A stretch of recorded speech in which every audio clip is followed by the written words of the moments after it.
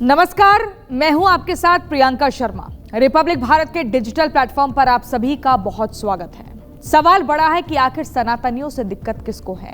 क्यों बार बार हिंदुओं की आस्था को ठेस पहुंचाने का काम कर रहे हैं? आखिर कौन है ये लोग जिन्हें साधु संतों से भी समस्या है? क्योंकि हाल ही में एक बयान सामने आता है। सपा के सांसद हैं गाजीपुर संसदीय क्षेत्र से, नाम इनका अफजाल अंसारी है। सुनिए पहले आप अफजाल अंसारी ने क्या कुछ कहा। गांजा अवैध है कि नहीं है? आप सबसे प्रार्थना पूछ रहे हैं, गांजा अवैध है?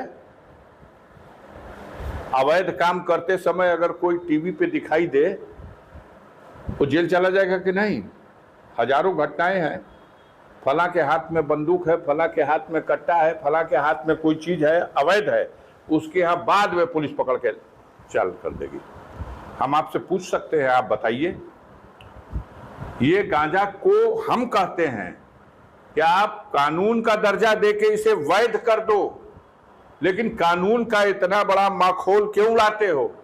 लाखों करोड़ों की संख्या में गांजा पीने वाले लोग खुलेआम गांजा पीते हैं, पूरी महफिल लगा के गांजा पीते हैं, बड़े बड़े धार्मिक आयोजनों में लोग गांजा पीते हैं, उसे भगवान का प्रसाद और बूटी कह करके पीते हैं।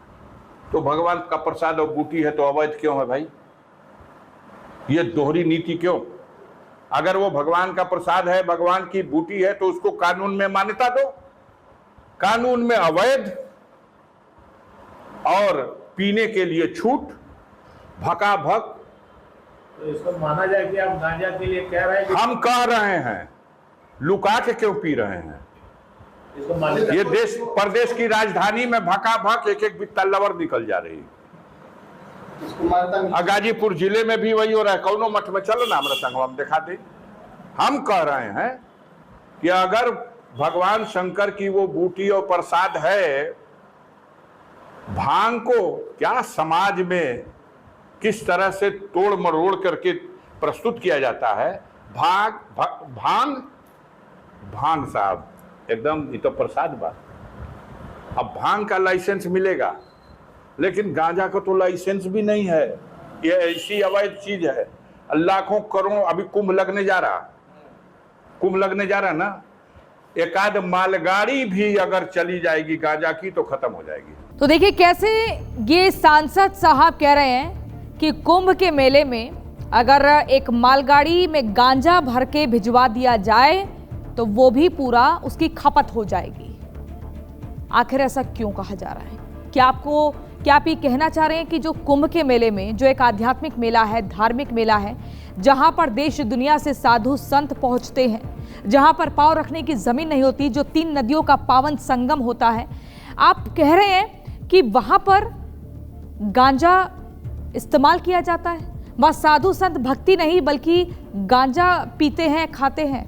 अगर ऐसा कहा जा रहा है तो ये समझ लीजिए ये बहुत बड़ी गलती कर दी है, क्योंकि इससे पहले अखिलेश यादव ने भी माफिया और मठाधीशों को लेकर एक तुलना की थी और कहा था कि इनमें क्या फर्क है। मठाधीश और माफिया एक ही समान होते हैं। आखिर सपा को सनातन से इतनी समस्या क्यों है? क्यों बार बार हिंदुओं को टारगेट किया जा रहा है? क्या हिंदू सॉफ्ट टारगेट है? देखिए, अभी तक ना ही समाजवादी पार्टी के मुखिया अखिलेश यादव ने इस मामले पर चुप्पी तोड़ी है, ना ही अफजाल अंसारी के खिलाफ कोई कदम उठाया गया है, ना ही उनको पार्टी से बर्खास्त किया गया है, ना ही उनकी तरफ से किसी ने माफी मांगी है। लगातार साधु संतों में आक्रोश है। वो ये कह रहे हैं कि क्यों बार बार हिंदुओं को टारगेट किया जा रहा है, क्यों ये कहा जाता है कि मठाधीश और माफिया एक है। अब इस मामले पर अखिलेश यादव कब सामने आएंगे? वो अखिलेश यादव जो कहते हैं कि वो खुद श्री कृष्ण के वंशज हैं, भगवान श्री कृष्ण के वंशज का होने का दावा करते हैं, तो फिर कैसे साधु संतों का इतना अपमान सह सकते हैं? हालांकि इस पर बीजेपी की तरफ से भी लगातार प्रतिक्रियाएं सामने आ रही हैं। क्या कुछ कहा जा रहा है बीजेपी की तरफ से, आप सुनिए। अब इतना नीचतापूर्ण बयान मैं समझता हूं कि एक सांसद स्तर के व्यक्ति को देने से पीछे रहना चाहिए, बाज आना चाहिए। और वो दूसरे के धर्म पर टिप्पणी करने वाले होते कौन है? उनको यहाँ पर वो रह रहे हैं एक नागरिक के रूप में, तो नागरिक कर्तव्यों का पालन करें।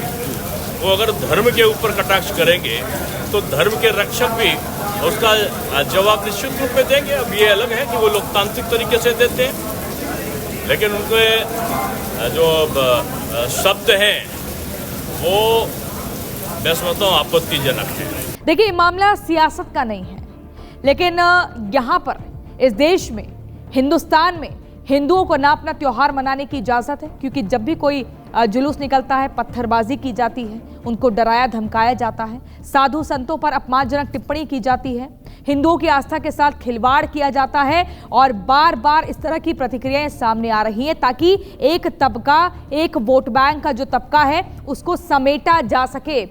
आखिर कौन है ये लोग जो किसी एक तबके को खुश करने के लिए हिंदुओं की आस्था और विश्वास के साथ खिलवाड़ कर रहे हैं, उन्हें अपमान कर रहे हैं? कब तक इस देश में हिंदुओं का अपमान होगा, उनकी आस्था के साथ खिलवाड़ होगा?